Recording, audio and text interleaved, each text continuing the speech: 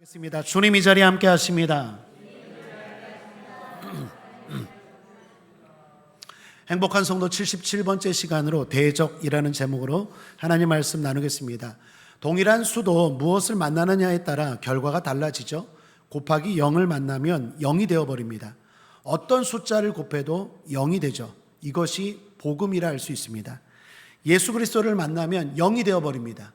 불행도 0, 죄악도 0이 되어버립니다. 과거에 어떤 죄를 지었을지라도, 어떤 부족하고 불행한 일이 있을지라도 주님을 만나면 새롭게 되어버립니다. 다 용서해 주십니다. 다 받아주십니다. 이전 것은 지나갔으니 보라 새 것이 되었도다입니다. 이때 부르는 노래가 있죠. 세상과 나는 간 곳 없고 구속한 주만 보이도다. 그래서 주님을 만난 사람들은 자유해집니다. 자유해지면 두려움이 사라집니다. 과거가 자유해졌으니 현재 미래에 대한 염려와 걱정들도 사라지는 것입니다. 자, 그런데 동일한 숫자도 곱하기 10을 만나면 반대가 되죠. 더 많아집니다. 그것이 마귀라고 할 수 있습니다. 마귀는 우리의 죄와 우리의 실수, 우리의 허물, 우리의 문제를 확장시키고 과장하고 악화시킵니다. 요한복음 10장 10절 상반절에 보면 도적이 오는 것은, 도적은 마귀를 상징합니다. 도적질하고 죽이고 멸망시키려는 것뿐이요. 도적질하면서 끝나지 않습니다. 죽이고 멸망까지 악화시킵니다. 항상 우리 문제에 곱하기 10을 합니다. 그래서 결국 목적은 멸망입니다. 그것을 정죄라고 할 수 있습니다. 성경에 예수님의 제자 가룟 유다가 예수님을 팔았죠. 그런데 성경 마태복음 27장 3절 5절은 이렇게 말합니다. 때에 예수를 판 유다가 그의 정죄됨을 보고 스스로 뉘우쳐 그 은 30을 대제사장들과 장로들에게 도로 갖다 주며 가로되 내가 무죄한 피를 팔고 죄를 범하였도다 하니 저희가 가로되 그것이 우리에게 무슨 상관이 있느냐. 내가 당하라 하거늘 유다가 은을 성소에 던져놓고 물러가서 스스로 목매어 죽은지라. 가룟 유다가 한순간 잘못했습니다. 한순간 방심하고 착각했습니다. 그래서 예수님을 돈 받고 팔았습니다. 그러나 나중에 깨달았습니다. 이거 잘못된 거구나, 실수다 하고 돌이켰어요. 문제는 회개하면 주님이 용서해 주시는 줄 믿습니다. 어떤 죄도, 베드로도 그랬잖아요. 근데 문제는 결론 스스로 목매어 죽었다라고 말합니다. 극단적인 선택을 한 것입니다. 그 이유가 뭡니까? 3절에 나와요. 정죄 때문이라고 말합니다. 그의 정죄됨을 보고. 그 말은 마귀가 했다라는 거예요. 예수님을 팔도록 유혹한 것도 마귀입니다. 그리고 유다가 예수님을 팔고 나서도 정죄한 것, 다시 말하면 그 지은 죄를 자꾸 확장하는 거예요. 넌 그래서 안 돼. 넌 죄인이야. 그래서 결국 스스로 목매어 죽도록 만든 것이 마귀가 하는 일이었다라는 것입니다. 유혹하고 죄짓게 하고 그것을 부풀려서 절망케 하고 결국에는 멸망시키고자 하는 것, 마귀입니다. 문제는 이 마귀를 우리가 피할 수 없다라는 거예요. 성경은 마귀를 공중권세 잡은 자라고 말합니다. 그 말은 예수님이 다시 오실 때까지 마귀에게 권세가 허락되었다라는 것입니다. 마귀는 그 권세를 가지고 사람들을 공격하고 특별히 미혹합니다. 함께 읽겠습니다. 요한계시록 20장 10절입니다. 시작. 또 저희를 미혹하는 마귀가 불과 유황못에 던지우니. 마귀의 수식어는 미혹하는 마귀입니다. 우리를 자꾸 미혹합니다. 잘못된 길로, 헛된 길로, 거짓된 길로 판단하고 선택하고 나아가도록 미혹합니다. 그 마귀는 불과 유황이라는 지옥에 던져올 운명에 처했습니다. 요한계시록은 앞으로 미래에 대한 말씀 아닙니까? 예수님이 오시는 날이 마귀는 지옥 가는 날입니다. 마귀는 자신의 운명을 알고 있습니다. 그래서 혼자 가지 않고 예수님 오실 때까지 한 영혼이라도 더욱더 지옥에 끌고 가려고 미혹합니다. 지옥에 끌고 가지는 못해도 괴롭힙니다. 그래서 우리는 이 땅에서 마귀를 피할 수가 없습니다. 만나고 싶지 않아도 만나야 하는 것이 마귀입니다. 그러나 주님은 방안을 가르쳐 주셨습니다. 그게 뭘까요? 대적입니다. 세 단락으로 나누어서 이 대적에 대해서 살펴보고 여러분 행복한 신앙 되시기를 주님의 이름으로 축복합니다. 첫째로 보이지 않는 적이 있습니다. 그걸 우린 알고 살아야 합니다. 마귀는 보이지 않습니다. 영적인 존재입니다. 보이지 않지만 존재한다는 걸 알아야 합니다. 여러분, 이 세상에 보이지 않지만 존재한다는 것들이 있습니까, 없습니까? 있죠. 많죠. 여러분, 전기, 전류가 보이지 않지만 존재하죠. 그러니까 이렇게 등이 들어오고 기계들이 작동하는 거 아닙니까? 중력도 그렇지 않아요. 이거 제가 들고 있다가 놓으면 어떨까요? 떨어지죠. 왜 떨어집니까? 밑에서 끄는 힘이 있어요. 보입니까? 안 보이지만 중력이라는 게 있어요. 전파도 마찬가지입니다. 제가 누르면 기계들이 꺼지고 켜집니다. 라디오가, 와이파이가 작동을 해서 핸드폰이나 기계들이 움직이죠. 전파가 보이지 않지만 있습니다. 우리 마음도 그렇습니다. 사랑이라는 게 보이지 않아요? 기쁨, 슬픔 보이지 않아요? 감정이 그렇습니다. 생각이 그렇습니다. 그러나 존재해서 사람들에게 큰 영향을 끼치죠. 마귀도 마찬가지입니다. 보이지 않지만 존재합니다. 존재할 뿐만 아니라 공격합니다. 그래서 어렵습니다. 차라리 보이면 싸우기가 쉬운데 보이지 않은데 공격하니까 이게 참 넌센스고 어려워요. 그래서 어떤 사람들은 말합니다. 귀신이 어딨어? 마귀가 어딨어? 사탄이 어딨어? 이게 마귀의 전략에 넘어간 겁니다. 보이지 않으니까 없다고 말해요. 차라리 우리가 영화에서 보는 것처럼 소복을 입고 머리 풀어헤치고 이렇게 나오면 좋겠는데 보이지 않아요. 그러니까 많은 사람들이 귀신이 어딨어? 그런 말 합니다. 신앙생활하고 교회 다니는 사람들도 마귀, 귀신 의식하지 않는 사람들도 많고 더 나아가 싸우지 않는 사람도 많습니다. 그러니까 문제가 뭡니까? 당하고도 원인을 몰라요. 분명히 문제가 있는데 도적질하고 멸망시키고 죽이고자 하는 게 마귀인데 당하는데 이유를 모르니까 더욱더 답답한 것입니다. 한 성도님이 계셨습니다. 그분이 하반기에 마음을 먹었어요. 지금처럼 하반기가 시작될 때처럼 내가 하반기에는 주일 아침에 성전에 일찍 나가 봉사해야겠다. 그리고 봉사처에다가 이야기도 했어요. 마음이 흔들릴까 봐 내가 다음 주부터 여기에 나와서 봉사하겠습니다. 그래서 토요일 날 일찍 자고 주일 날 아침 일찍 일어나려고 했는데 늦잠을 자버린 거예요. 그래서 와서 봉사하는 분들에게 미안하다고, 제가 늦잠을 잤다고, 다음 주부터 꼭 봉사하겠다고. 그런데 그 다음 주일도 늦잠을 자고 또 그 다음 주일도 늦잠을 자요. 이상하다. 내가 그렇게 늦잠을 자는 사람이 아닌데 이상하게 주일날 자꾸 늦잠을 자요. 그래서 그 이야기를 했더니 봉사처를 관할하는 안수 집사님이 그 성도님에게 이렇게 권면을 했어요. 성도님, 토요일날 자기 전에 꼭 기도하고 주무세요. 그런데 영적 싸움을 하고 주무세요. 마귀를 대적하고 주무세요. 이 성도님이 토요일날 그렇게 하고 주무셨어요. 그 다음 주일날 어떻게 되었을까요? 일찍 일어났죠. 그리고 봉사했다라는 것입니다. 사랑하는 여러분, 마귀는 분명 존재합니다. 존재할 뿐만 아니라 우리를 공격해야 합니다. 어떻게 해야 할까요? 싸워야 합니다. 에베소서 6장 12절에 우리의 씨름은 혈과 육에 대한 것이 아니요 정사와 권세와 이 어두움의 세상 주관자들과 하늘에 있는 악의 영들에게 대함이라. 우리의 씨름은, 우리의 싸움은 이라는 말입니다. 싸워야 합니다.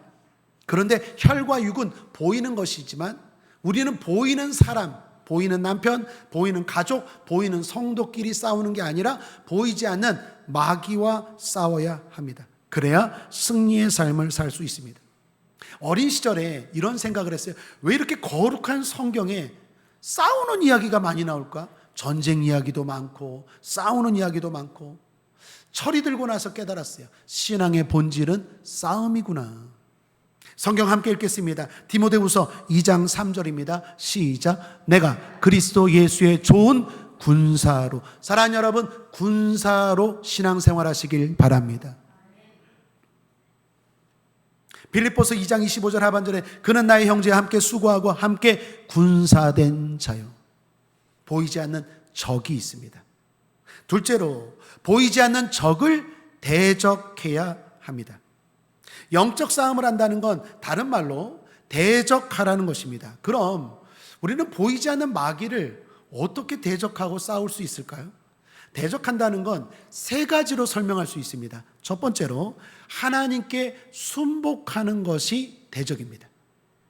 야고보서 4장 7절 본문입니다. 함께 읽죠. 시작. 그런즉 너희는 하나님께 순복할지어다 마귀를 대적하라. 그리하면 너희를 피하리라. 순복할지어다와 대적하라가 대비되어 나옵니다. 곧 순복이 대적이라는 말입니다. 순복은 우리가 흔히 알고 있는 순종과는 조금 다릅니다. 순종은 동의가 있는 따름이라고 할 수 있어요. 그러니까 내가 다 이해할 수 있습니다. 동의합니다. 그래서 따릅니다. 그것이 순종의 일반적인 뜻입니다. 그러나 순복은 내려놓음을 전제로 합니다. 내가 동의를 하든 안 하든, 내가 이해가 되든 안 되든 따르는 거예요. 그래서 순복은 나가 없습니다. 나 자아가 없습니다. 나를 내려놓습니다. 무조건적으로 주님을 따르고 주님께 모든 걸 맡기는 것입니다. 그래서 순복은 복종과 조금 더 비슷합니다. 여러분, 성경에 예를 들어 하나님이 아브라함에게 아들을 바치라고 했습니다. 아들을 바치라는 것이 이해가 됩니까? 이해가 되지 않아요. 그럼에도 불구하고 아브라함은 아들을 하나님 앞에 바치러 갑니다. 이게 순복입니다. 내 머리로, 내 지식으로, 내 마음으로 용납이 안 되지만 하나님은 뭔가 뜻이 있으시겠지, 하나님은 좋으신 분이시니까, 하나님은 선하시니까 나는 무조건 아멘이야. 이게 순복입니다. 여호수아가 여리고성을 돕니다. 전쟁 상황입니다. 그런데 무기를 내려놓고 하루에 한 번씩 여리고성을 돕니다. 하나님 명령 앞에 자기의 판단, 자기의 생각, 자기의 지식, 상식 내려놓고 순종합니다. 그게 바로 순복입니다. 우리 수요 예배 때 나누고 있는 요셉도 그렇죠.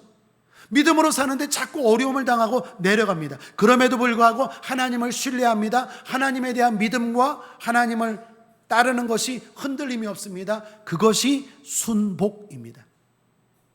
대표적으로 예수님입니다. 예수님이 기도하실 때, 겟세마네 동산에서 기도할 때 어떻게 기도하십니까? 내 뜻대로 마옵시고 아버지의 뜻대로 되기를 원하나이다. 자기를 내려놓고 따르는 것, 맡기는 것, 그게 순복입니다. 여러분, 마귀를 대적하고 마귀를 쫓아내기를 원하십니까? 그렇다면 하나님 앞에 일단 순복하셔야 돼요. 내가 하나님 말씀 앞에 순종하지 않고 하나님 뜻에 순복하지 않으면 마귀를 대적할 수 없어요. 마귀는 우리를 무서워하지 않아요. 우리 뒤에 있는 하나님을 무서워하는 줄 믿습니다. 나를 무서워하지 않아요. 내 뒤에 있는 하나님을 무서워해. 내가 내 하나님을 순종하지 않는데, 순복하지 않는데 어찌 마귀를 대적할 수 있겠습니까? 저의 기도 제목 가운데 하나는 하나님, 순종을 넘어 순복의 사람이 되게 하여 주옵소서. 제가 저를 볼 때 그래도 나름 목사로서 순종은 잘하는 것 같아요. 내가 이해가 되고 내가 받아들이는 건 잘하는 것 같은데 이 순복은 잘 안 되는 것 같아요. 내가 이해가 안 돼도, 내가 받아들이기 힘들어도 아멘하고 맡기고 따라가는 것, 그 순복을 할 수 있을 때 우리는 더욱더 강력하고 복된 신앙생활이 될 줄 믿습니다. 여러분 한번 따라할까요? 주여, 순종을 넘어 순복하게 하옵소서. 둘째, 적극적인 태도로 맞서는 것이 대적입니다. 야고보서 4장 7절 하반절입니다. 마귀를 대적하라. 그리하면 너희를 피하리라. 베드로전서 5장 8절 9절 함께 읽겠습니다. 시작.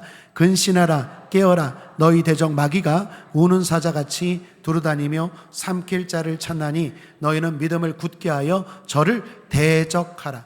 여기 대적하라고 말합니다. 헬라어로 안티스테테라는 말인데 정면으로 맞서다, 강하게 저항하다라는 뜻입니다. 군사 용어입니다. 그러므로 대적에서 중요한 건 따라하겠습니다. 정면과 기도. 한 번 더 이거 잊지 마십시오. 정면과 기도. 여러분, 보이지 않지만 여러분 삶 가운데 반드시 마귀가 역사해요. 그 마귀를 쫓아내기 위해서는 정면과 기도라는 거 잊지 마십시오. 정면은 자세를 말하고 기도는 무기라고 할 수 있습니다. 일단 자세가 정면이 돼야 돼요. 직면해야 합니다. 우리 아까 아이들이 여름 성경학교 때 하나님의 전신갑주를 이렇게 만들어서 입었죠. 그 말씀이 에베소서 6장 13에서 17절입니다. 우리 함께 읽어보겠습니다. 시작. 그러므로 하나님의 전신갑주를 취하라. 이는 악한 날에 너희가 능히 대적하고 모든 일을 행한 후에 서기 위함이라. 그런즉 서서 진리로 너희 허리띠를 띠고 의의 흉배를 붙이고 평안의 복음에 예비한 것으로 신을 신고 모든 것 위에 믿음의 방패를 가지고 이로써 능히 악한 자의 모든 화전을 소멸하고 구원의 투구와 성령의 검 곧 하나님의 말씀을 가지라. 악한 마귀 사탄을 물리치고 당하지 않기 위해서 하나님의 전신갑주를 입으라고 하는데, 저기 전신갑주의 특징이 뭡니까? 다 앞이에요. 등에 대한 무장이 있습니까? 없습니까? 없어요. 등을 보이면 안 돼요. 등을 보인다라는 건 따라하겠습니다. 무시, 회피, 방관. 마귀가 어딨어? 그럼 100% 당해요. 아니, 난 그런 거 싫어. 100% 당해요. 회피, 무시, 방관하면 안 된다라는 거예요. 직면해야 돼요. 보이지 않지만 전기, 전류, 전파, 감정, 중력 등이 있는 것처럼 분명히 마귀가 있어. 내 삶에, 내 가정에, 내 마음에, 내 생각에 마귀가 분명히 존재하고 내가 정면으로 직면해야 돼요. 등을 보이면 안 돼요. 회피하면 안 되고 무시하면 안 되고 방관하면 안 돼요. 그리고 기도로 대적하는 거예요. 내 앞에, 내 가정에, 내 삶에 마귀가 있다라는 생각을 가지고 기도하는 것입니다. 예수님은 이걸 직접적으로 말씀하셨죠. 시험에 들지 않게 깨어 기도하라.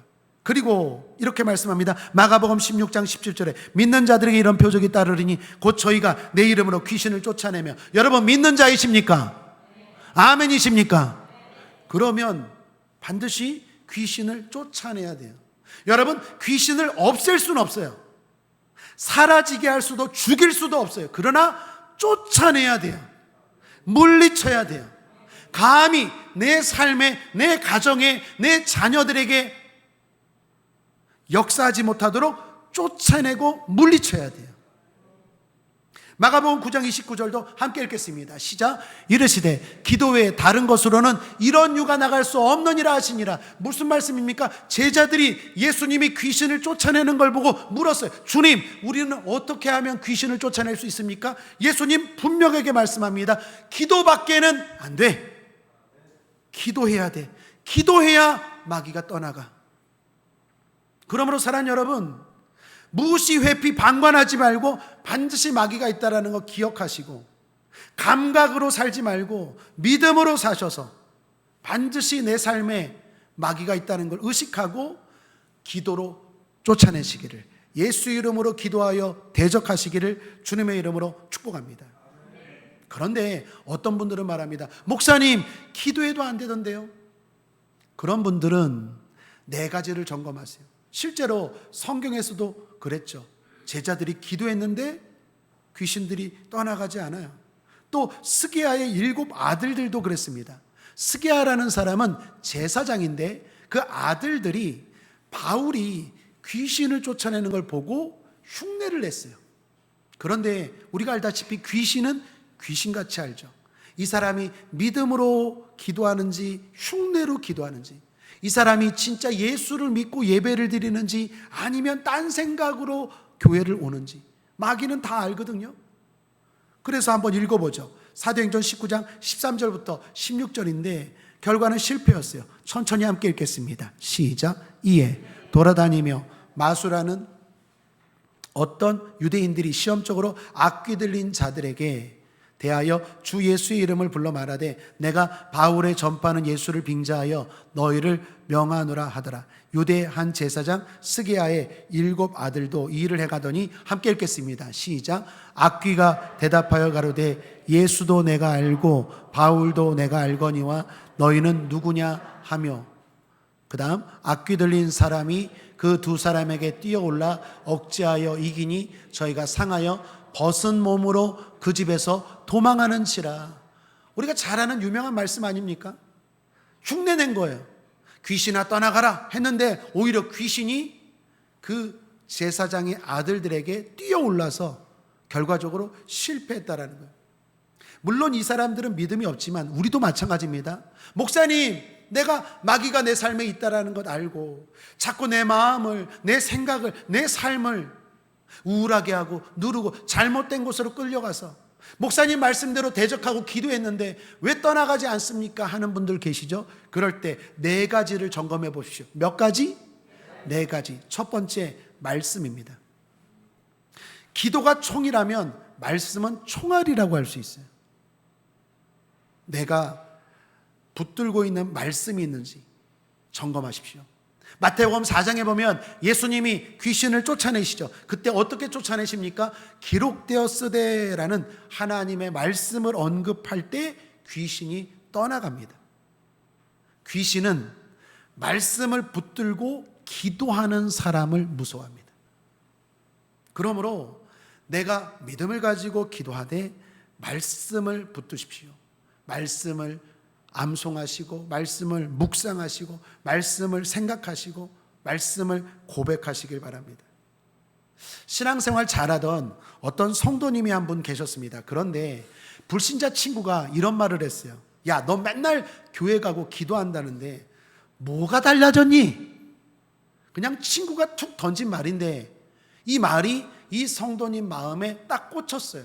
뭐가 달라졌니? 가만 생각해 보니까 달라진 게 별로 없어요.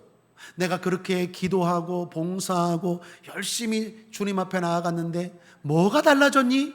그래, 정말 달라진 게 없네. 순간 흔들렸습니다. 그리고 점점 그 말이 수긍이 되고 용납이 되었어요. 그럼 어떻게 될까요? 마귀가 역사하기 시작해요. 그래서 기도의 자리를 떠났습니다. 여러분, 이게 마귀의 패턴이에요. 앞서 제가 가룟 유다 이야기했죠. 가룟 유다가 예수님을 팔았습니다. 이유가 뭡니까? 마귀 때문이에요. 요한복음 13장 2절 함께 읽겠습니다. 시작. 마귀가 벌써 시몬의 아들 가룟 유다의 마음에 예수를 팔려는 생각을 넣었더니. 여러분께 질문합니다. 마귀가 가룟 유다에게만 생각을 넣었을까요? 다른 제자들에게도 생각을 넣었을까요? 다른 제자들에게도 생각을 넣었어요. 문제는 가룟 유다가 그 생각을 물리쳐야 되는데, 예수님 팔면 안 돼. 예수님이 나에게 해주신 게 얼마나 많은데 예수님 떠나지 않을 거야. 이런 마음, 그 안에 말씀으로 충만, 하나님의 은혜로 충만 생각에서 쫓아내야 되는데 가룟 유다가 빈틈을 보인 것 같아요. 신앙이 성령 충만하지 못한 것 같아요. 그래서 그 생각을 받아들였어요. 이 성도님처럼 받아들였어요. 받아들이면 어떻게 될까요? 요한복음 13장 27절 함께 읽겠습니다. 시작. 조각을 받은 후 곧 사단이 그 속에 들어간지라. 가룟 유다가 생각에서 물리쳤어야 돼요. 사랑하는 여러분, 여러분의 생각이 마귀가 넣어주는 생각 물리치시길 바랍니다. 생각에서 용납해버려요. 그렇지, 내가 기도한다고 뭐가 달라졌나? 내가 이렇게 열심히 신앙생활했는데 뭐가 달라졌나? 그렇게 받아들이면 마귀가 옳지, 잘 걸렸다. 그리고 그 속에 들어가요. 속에 들어가면 이제 그 삶을 점령하기 시작해요. 점점 기도의 자리를 떠나요. 기도의 자리만 떠날까요? 예배의 자리도 떠나요. 예배의 자리만 떠날까요? 세상으로 나아가요. 세상으로만 나갈까요? 예수 믿다가 세상으로 나아간 사람은요, 옛날보다 더 타락해요. 더 나중 형편이 심해져요. 더 죄대한 길로 걸어가요. 담배 끊었던 사람이 다시 피면 금단 현상이 일어나는 것처럼 더 삶이 망가져버려요. 왜 그럴까요? 의지가 약해서? 아니요, 이게 마귀의 패턴이에요. 그러므로 다시 권면합니다. 생각에서부터 물리치셔야 돼요. 여러분, 하나님의 은혜가 없다고요? 이 폭염 가운데, 이 폭우 가운데 우리가 이렇게 살아가는 것 하나님의 은혜 아닙니까? 하나님의 도움 아닙니까? 광주 난리가 났어요. 전주 난리가 났어요. 논산 난리가 났어요.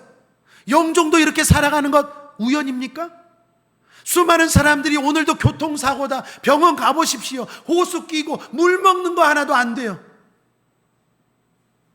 2부 예배 마치고 어떤 성도님이, 새로 오신 성도님이 자기 친구 2명이 멀쩡한 줄 알았는데 병원에 입원했는데 그거 보고 교회 나왔대요. 내가 이렇게 살아가는 게 내 부인의 기도 덕분이구나. 우연이 아니구나. 그런데 그 은혜 다 까먹어버리고 우리도 어쩔 때는 틈을 볼 때가 있잖아요. 마귀가 툭 던지는 생각이 받아들이기 시작하면 마귀가 옳거니 그리고 그 속에 들어가 버려요. 그 삶을 막 점령하기 시작해서 점점 과거와 달리 삶을 파탄으로 끌고 가요. 결국 마귀는요, 궁극적인 목적은 멸망입니다. 기도의 자리만 떠나는 게 아니에요. 예배의 자리만 떠나는 게 아니에요. 목적은요, 점점 더해요. 그래서 결국 멸망까지 끌고 가요. 그러므로 다시 권면합니다. 생각에서 쫓아내시길 바랍니다. 하나님의 은혜로 우리가 살고 있는 줄 믿습니다. 이 성도님도 그랬어요. 생각을 물리치지 못하니까 점점 마귀가 그 속에 들어가서 기도의 자리를 떠나고 당연히 신앙도 흔들리기 시작했습니다. 마귀는 거기서 그만두지 않죠. 최종 묘포가 멸망이기 때문입니다. 그러다가 이 성도님이 어느 날 설교를 듣다가 말씀이 마음에 꽂혔어요. 흔히 레마라고 하죠. 말씀이 마음에 강하게 부딪혔는데 그 말씀이 요한일서 4장 4절입니다. 함께 읽어보죠. 시작. 너희 안에 계시니가 세상에 있는 이보다 크심이라. 가끔가다 이렇게 설교 듣다가 어떤 성구나 성경 말씀이 이렇게 딱 부딪힐 때가 있죠. 이 성도님이 이 말씀이 딱 부딪혔어요. 그리고 막 깨달음이 오는 거예요. 내가 속았구나. 하나님의 은혜로 내가 누린 게 얼마나 많은데 그 친구를 통한 마귀의 말에 내가 속았구나. 그리고 나서 설교가 끝나고 막 마귀를 대적했어요. 사탄아 떠나갈지어다. 내 마음과 생각에서 떠나갈지어다.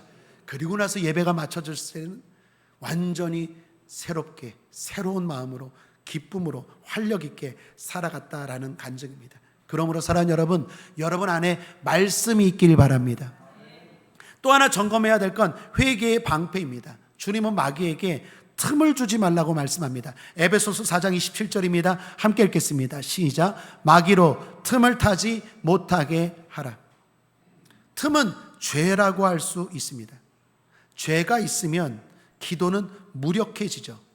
힘있게 기도의 칼을 휘두르지 못합니다. 그래서 죄를 멀리해야 합니다. 죄를 지었다면 속히 진실로 회개하고 돌이켜야 합니다. 그래서 빈틈없이 온전히 담대하게 공격할 수 있어야 돼요. 내가 자꾸 죄 가운데 있으면 마귀에게 틈을 보이는 거예요. 담대하게 싸울 수 없어요. 회개할 수 있게 바랍니다. 말씀, 회개, 그리고 더불어 함께입니다. 싸움은 함께할 때 강해집니다. 여러분, 우리나라 6.25 전쟁 때 그래도 남한이 자유민주주의를 지킬 수 있었던 건 연합군이, 유엔 연합군이 도와줬기 때문이죠. 육적인 싸움도 마찬가지지만 영적인 싸움도 마찬가지입니다. 여러분께 축복합니다. 여러분 주변에 기도의 동역자들이 많게 되기를 축복합니다. 함께 싸울 때 강합니다. 영적 싸움도 똑같아요. 여호수아가 승리한 건 모세라는 중보 기도자 덕분이고, 다니엘이 승리한 건 사드락과 메삭과 아벳느고라는 기도의 동지들 때문에 승리한 것입니다. 전도서 4장 12절은 말합니다. 함께 읽죠. 시작. 한 사람이면 배하겠거니와 두 사람이면 능히 당하나니 삼겹줄은 쉽게 끊어지지 아니하느니라. 혼자 기도하고 마귀를 대적하는 것보다 함께 기도할 때 강력합니다.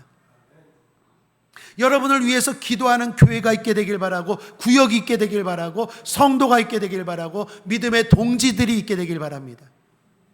그럴 때 기도가 강해집니다. 마지막으로 찬양을 점검해 보십시오.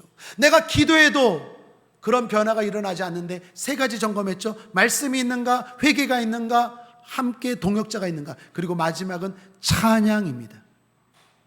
노래가 아니라 찬양입니다. 여러분, 노래방 가서 자꾸 슬픈 노래 부르지 마세요. 분위기 잡는다고 자꾸 슬픈 노래 부르면 마귀를 초청하는 거예요. 사람이 자꾸 다운되죠. 마귀가 자꾸 우울하게 해요. 인생을 비관적으로 생각하게 해요. 노래가 아니라 찬송을 부르시길 바랍니다.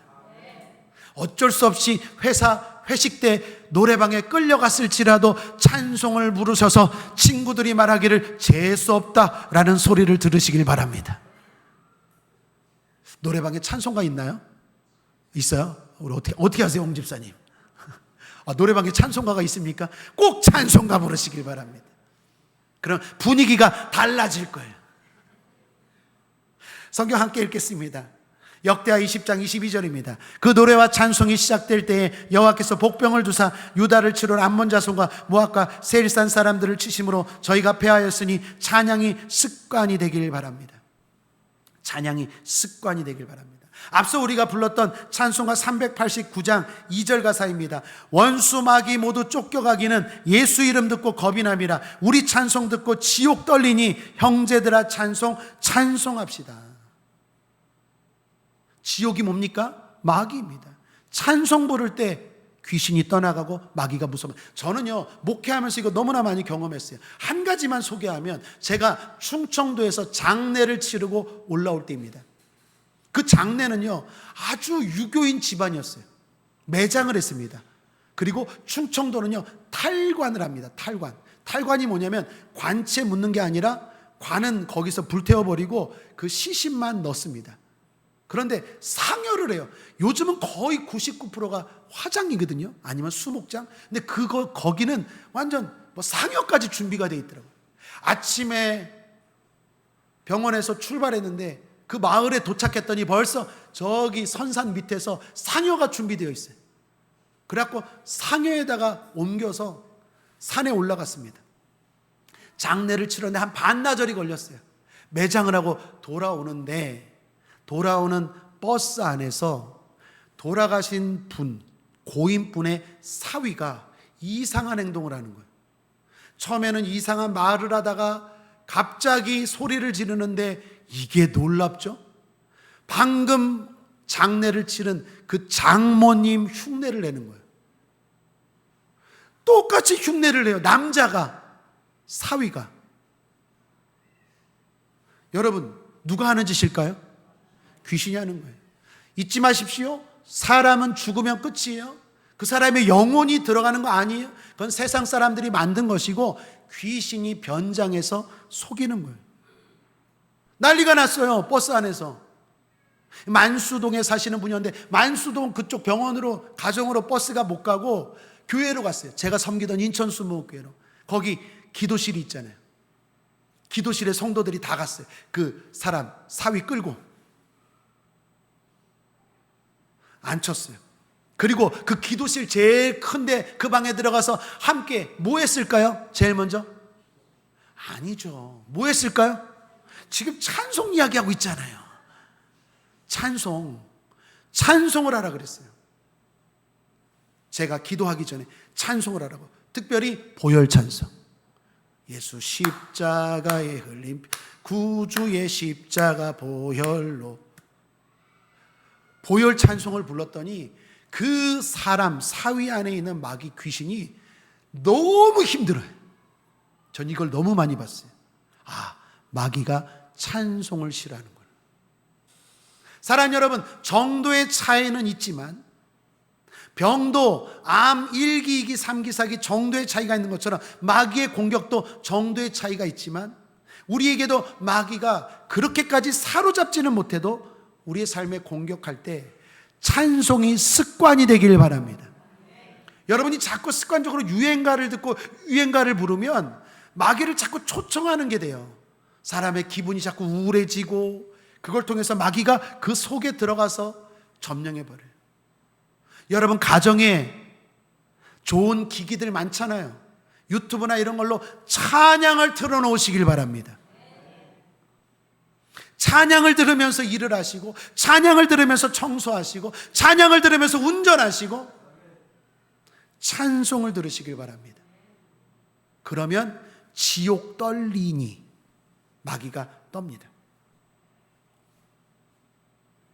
그러므로 말씀 회개에 함께 찬양을 살펴보십시오. 그리고 기도에 이것을 더하십시오. 이렇게 기도가 충만할 때 그 기도는 강해지고 마귀는 반드시 떠나갑니다.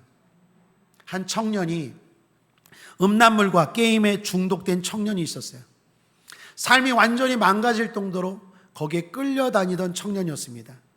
그래도 이 청년은 믿음이 있어서 주일날 꼭 교회 와서 하나님 앞에 회개했어요. 하나님, 지난 한 주간도 제가 음란물과 게임에 묶여서 제 삶이 망가졌습니다. 하나님의 거룩한 성전을 잘못된 걸로 채웠습니다. 하나님, 잘못했습니다. 회개했어요.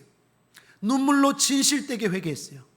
그리고 홀가분한 마음, 자유로운 마음으로 교회를 나갔는데 그 다음날 월요일 날 또 어떻게 될까요? 또 무너지는 거예요. 그걸 못 끊겠는 거예요. 너무 달콤해요. 죄라는 게 그렇잖아요. 또 한 주간을 그렇게 보내고 또 주일날 교회 와서 하나님 또 잘못했습니다. 회개했는데 또 죄를 짓는, 반복하는 거예요. 그렇게 반복하기로 한 6개월 정도 됐어요. 그러다가 어느 날 목사님이 설교를 하는데 그 설교의 깨달음이었어요. 목사님이 이렇게 설교했어요. 여러분, 마귀는 회개를 두려워하지 않습니다. 회개하고 대적하는 기도를 두려워합니다. 회개만 하지 마시고 마귀를 대적하시기를 바랍니다. 이 청년이 그 말이 깨달음이었어요. 그리고 하나님 앞에 회개했어요. 하나님, 이번 한 주도 내가 실패했습니다. 잘못했습니다. 용서하여 주옵소서라고 기도하고 동시에 사탄아, 마귀야, 내 생각과 내 마음과 내 삶에서 예수 이름으로 명하노니 떠나갈지어다, 물러갈지어다. 나를 자꾸 잘못된 길로 내 시간과 내 거룩하고 아름다운 세월을 낭비시키고 묵는 원수 사탄 마귀야, 떠나갈지어다, 물러갈지어다. 대적했어요. 그리고 나서 월요일이 되었어요. 어떻게 되었을까요? 보기도 싫어졌대요. 사랑 여러분, 대적하셔야 돼요. 그럼에도 불구하고 내 기도가 안 될 때는 네 가지를 점검하시기 바랍니다. 말씀이 있는가? 죄가 있는가? 회개가 있는가? 그리고 함께 나를 위해서 기도해 주는 동지가 있는가? 그리고 나는 요즘 찬송을 부르고 있는가? 아니면 노래를, 가요를 부르고 있는가? 그게 덧붙이면 여러분의 기도가 강해질 줄 믿습니다. 그리고 보이지 않지만 나를 유혹하려는 마귀를 생각하고 대적하십시오. 셋째로, 대적은 내가 그렇게 순복하고 마귀를 대적할 때 승리한다는 확신을 가지는 것입니다. 야고보서 4장 7절 하반절입니다. 함께 읽겠습니다. 빨간 거 시작. 그리하면 너희를 피하리라. 피할지도 모르리라? 아닙니다. 100% 피합니다. 100% 쫓겨갑니다. 싸우면 반드시 떠나갑니다. 그러나 싸우지 않으면 떠나가지 않습니다. 그러므로 여러분이 기도하고 나서 믿으셔야 돼요. 떠나간다, 물러간다, 내 삶이 바뀐다, 내 의지와 내 생각으로 안 되는 것들이 이제는 된다. 그러한 확신을 가질 때 떠나갈 줄 믿습니다. 그것이 대적입니다. 하나님께 순복함으로 대적하십시오. 마귀를 정면으로 직시하고 기도함으로 대적하십시오. 그리고 떠나간다는 걸 확실히 믿으십시오. 그럴 때 여러분의 삶이 달라질 줄 믿습니다. 자, 마지막 결론입니다. 그럼 왜 대적해야 될까요? 가장 본질적이고 핵심적인 질문이죠. 그냥 신앙생활하면 안 됩니까? 그냥 고상하게 예배드리면 안 됩니까? 왜 굳이 보이지도 않는데 귀신아 떠나가라, 마귀를 대적하라, 왜 이렇게 신앙생활해야 됩니까? 이유는 간단합니다. 삼킴당하지 않기 위해서입니다. 피해보지 않기 위해서입니다. 자기를 지키기 위해서입니다.